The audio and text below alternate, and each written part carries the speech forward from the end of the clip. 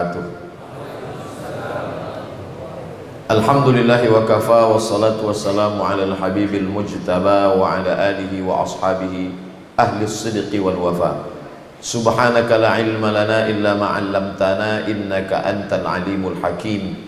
Rabbi shrah li sadri wa yassir li amri wahlul 'uqdatam min lisani yafqahu qawli. Allahumma faqihna fid din wa 'allimna at-ta'wil warzuqna fahmal mursalin.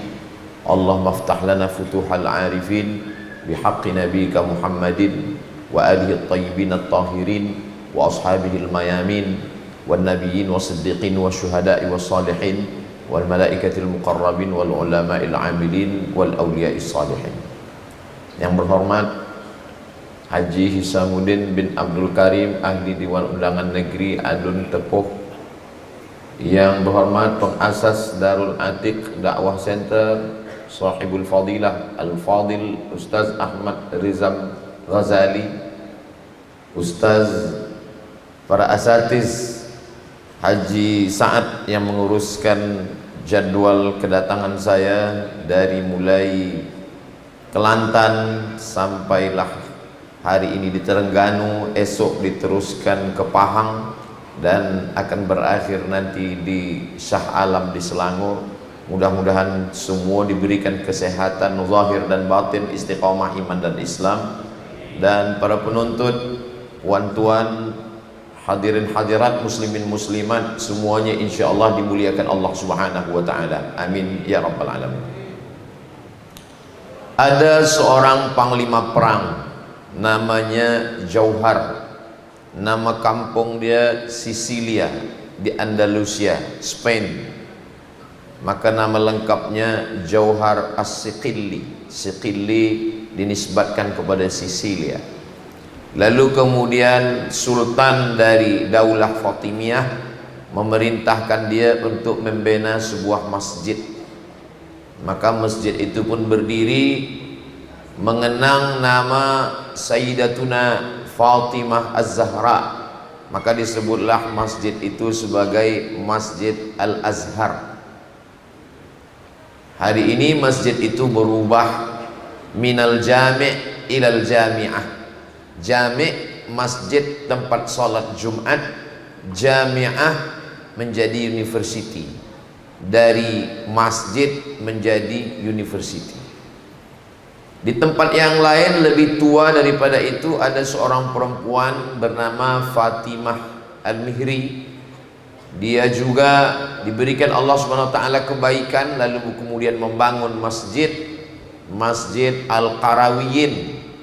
Tempat itu sekarang berada di Maghribi, menjadi universiti yang lebih tua lagi daripada Al-Azhar. Lalu kemudian di Hijaz adalah nama khas untuk dua tempat, yaitu Makkah Al-Mukarramah dan Al-Madinah Al-Munawwarah. Di Hijaz ini, tepatnya di kota Makkah, ada seorang perempuan kaya, tanah dia banyak. Nama perempuan ini Saulah dari India.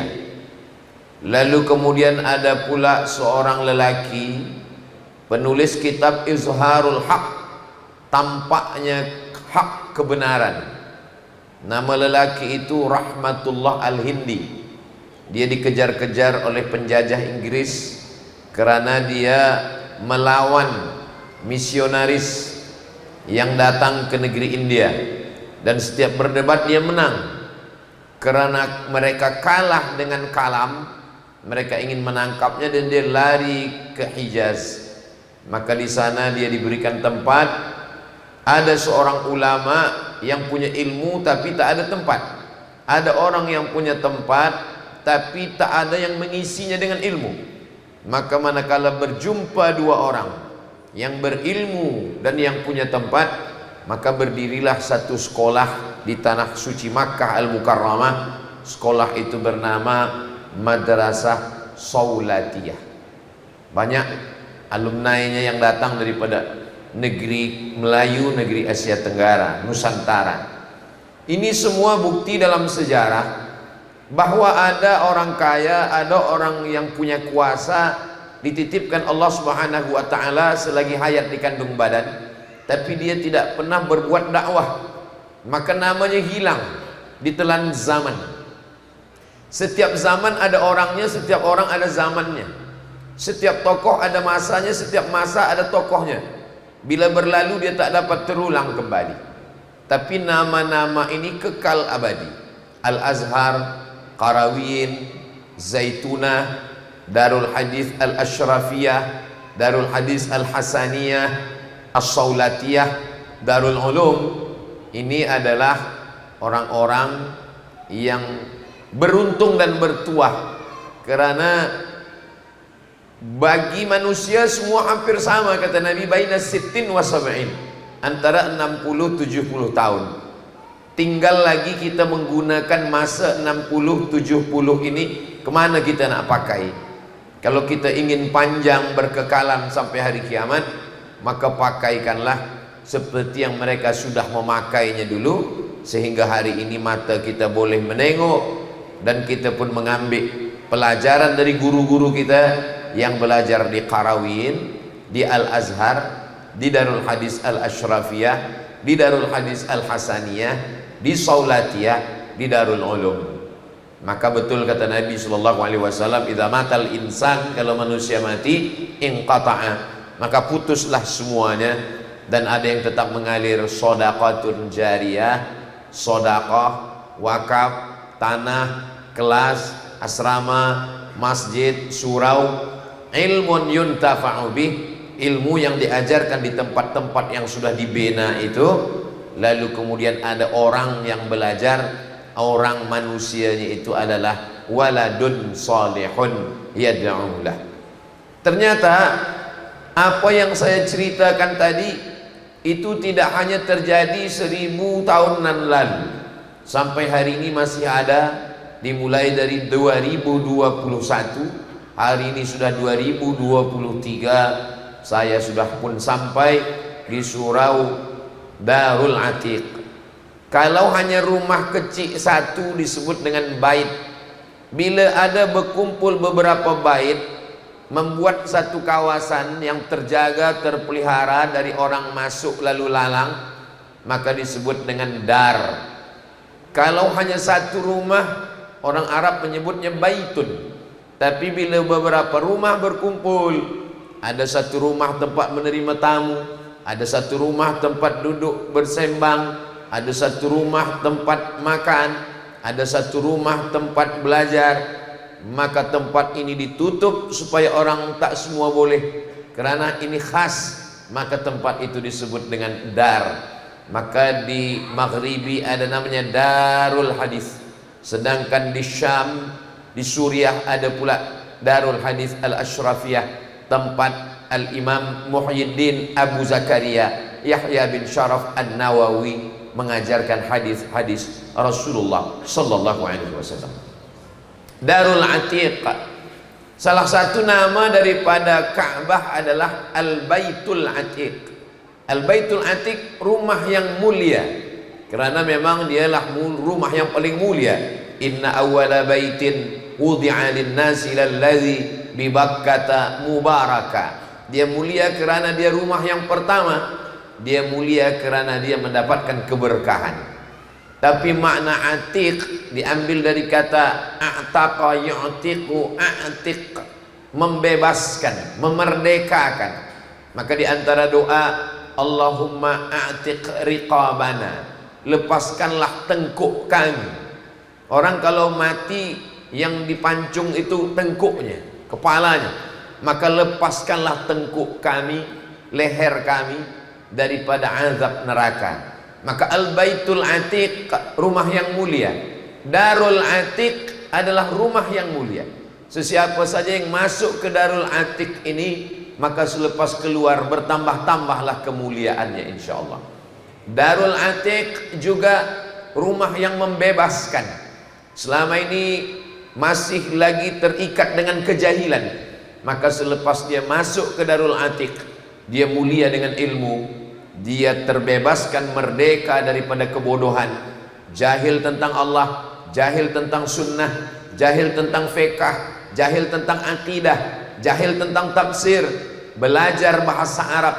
Maka tempatnya adalah Darul Atiq, rumah Rumah kita akan tinggal, diambil oleh anak cucu ahli waris. Berapa banyak orang-orang kaya, orang yang ada kuasa, hanya bertahan pada generasi yang ketiga, anak cucu. Selepas itu hilang. Bila kita bertanya, di mana rumah Imam Syafi'i, di mana rumah Imam Nawawi, di mana rumah Imam Ar-Ramli, di mana rumah Imam Ibnu Hajar Al-Asqalani, di mana rumah Imam As-Suyuti, tak ada yang tahu. Karena rumah diwariskan kepada anak cucu dan akan hilang.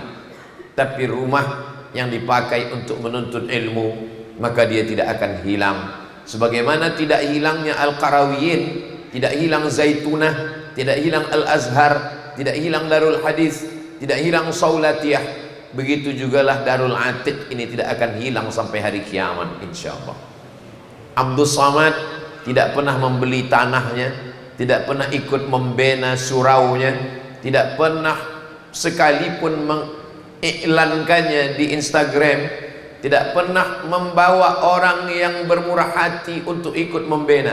Tapi manakala benaannya sudah selesai, sudah cantik, sudah sempurna, sudah indah, maka pada kedatangan ini diminta untuk memberikan sepatah dua patah kata di sebuah negeri yang diberi nama Kampung Gemuruh. Sebelum hujan lebat, kalau kita dengar ada suara petir, sebelum petir menggelegar, maka orang Melayu di kampung saya menyebut suara bergemuruh. Maka dari Darul Atiq ini bergemuruhlah suara hafazan Al-Quran, suara hadis, suara matan, suara nazam, dari mulai matan Al-Ajurrumiyah, Kawakib Durriyah, Al-Imriti, Alfiyah Ibni Malik, sampai kepada syarah-syarah kitab dalam bidang akidah pula, Aqidatul Awam, Jala'ul Afham. Sebagaimana bergemuruh langit, bergemuruhlah suara para penuntut pelajar Islam dari Darul Atiq. Gemuruh juga orang Melayu menyebut, saya tak sanggup menyampaikan sesuatu di hadapan para alim, para ulama. Kenapa? Karena darah saya bergemuruh. Tak sanggup jantung saya menekan tekanan darah yang begitu kuat.